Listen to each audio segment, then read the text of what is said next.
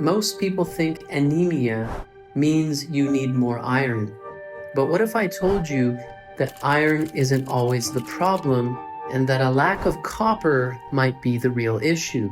Today, we're going to bust one of the biggest myths in modern nutrition. Anemia is a condition where your body doesn't have enough healthy red blood cells or hemoglobin, which carries oxygen. The most common diagnosis? Iron deficiency anemia. And the standard treatment? More iron. Hey dude, you need to pump some iron. Iron pills, iron fortified foods, even iron infusions. But here's the twist. Your body can have plenty of iron and yet still be anemic. You see, copper is essential for mobilizing iron. Your body stores iron in the liver and bone marrow, but it needs a copper-dependent protein called ceruloplasmin to actually transport that iron into the bloodstream, where it can be used to build hemoglobin. If you're deficient in copper, the iron just sits there trapped and unusable. Your blood tests might show that you're low in iron, even though your iron stores are fine or even overloaded. You're not iron deficient, you're copper deficient. And here's the kicker, giving more iron to a person with copper deficiency can actually make things worse by increasing oxidative stress and depleting copper even more. Before the 1940s, many cases of anemia were correctly identified as copper-related because medical literature from the early 20th century often discussed copper's role in blood formation. For instance, in the 1920s and 30s, researchers like Hart and Elvegem showed that copper was critical for preventing anemia in both animals and humans. But in the 1940s, everything changed. The food industry began fortifying processed foods with synthetic iron. Around the same time, lab testing became more focused on measuring iron levels in the blood, not copper. Over time, the entire narrative shifted.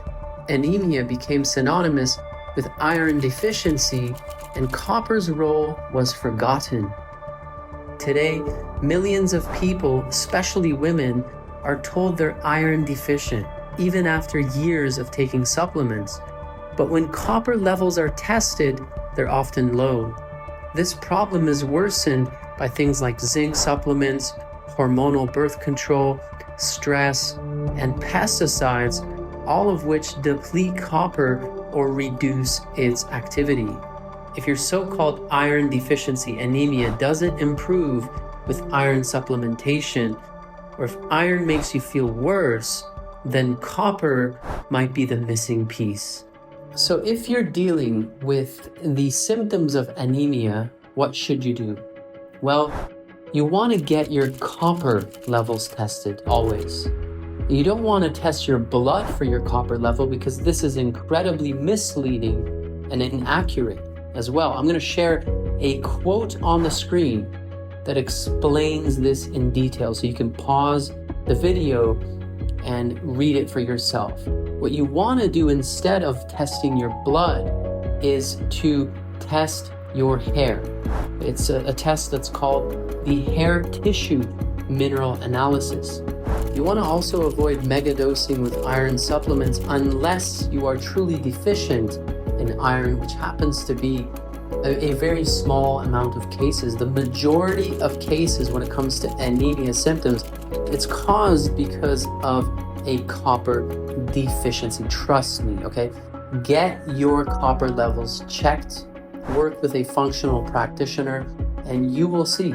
You will see for yourself, okay? If you want to connect with me, if you want to get my help, I will be more than happy to assist you. You can do so by going to soreadyforhealth.com and ordering your hair tissue mineral analysis. And you can mail in your hair sample from anywhere in the world. So that's it, guys. Take care, and I'll see you in the next video.